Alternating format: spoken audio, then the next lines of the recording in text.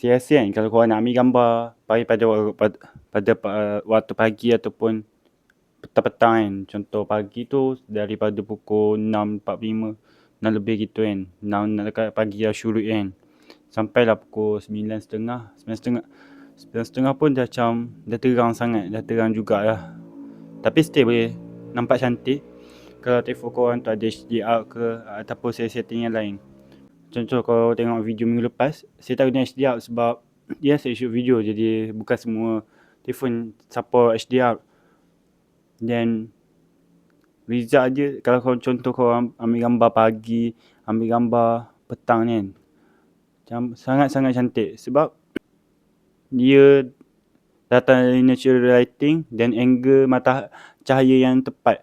Jadinya objek tu lebih naik lah jadinya, dan lebih cantik lah objek korang tu.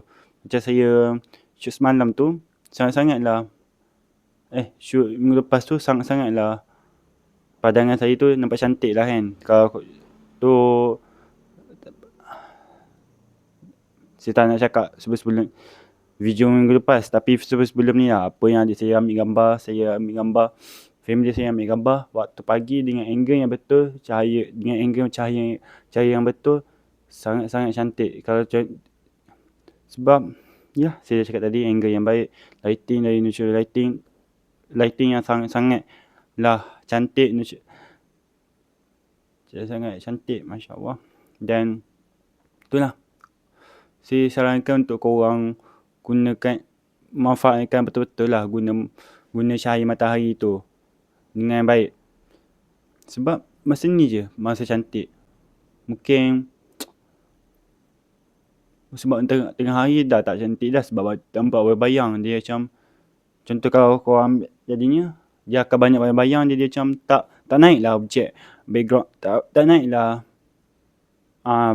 objek ataupun apa yang korang nak sampaikan tu, macam orang ke, rumah ke, kereta ke, ikutlah haiwan ke kan. Contoh, lepas tu kalau shoot pagi ni, kelebihannya korang akan nampak awan tu warna biru. Jadi macam nampak lebih cantik lah kan daripada tengah hari.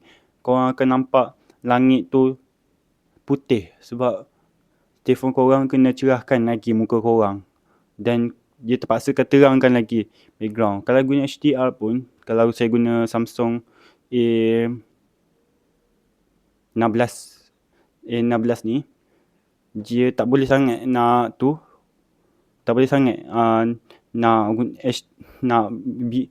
gelapkan background. Jadi ni ada kesan-kesan putih lagi, walaupun dia dah nampak biru sikit je, tak nampak pun biru betul-betul pure biru. Kalau saya guna telefon ni, kalau guna iPhone ke, guna telefon yang lebih mahal tu saya tak tahulah. Okay. Dan contohlah korang ni tak ada lighting ke, tak ada alatan ke, tak ada duit lagi untuk beli lighting kan, sesuai untuk korang shoot kat luar ni lah. Macam sekarang ni saya guna natural lighting, saya guna pun lampu top down light ni, top down light bukan yang tube tu. Jadi macam lebih cantik lah. Korang tengok kat mirror ni, saya tengok kat cermin belakang ni, lebih cantik lah. Saya tak terpeling pula, lebih cantik lah video korang tu. Dan korang tak perlukan kos banyak sangat untuk buat video pertama, video dan beberapa video lagi lah. Contoh, ataupun korang malas memang tak nak keluarkan duit untuk beli equipment, korang pergi shoot je kat luar ni. Okay, memang cantik. Dan kalau korang pandai edit video, color dengan gambar, lebih cantik. Dah gambar asal-asal dah cantik, tambah lagi korang color grading. Korang tambah color grading, korang buat efek-efek lain, lebih cantik. Jadinya tu je lah. Dan kalau korang tanya kenapa setup macam ni, sebab saya baru je tadi shoot.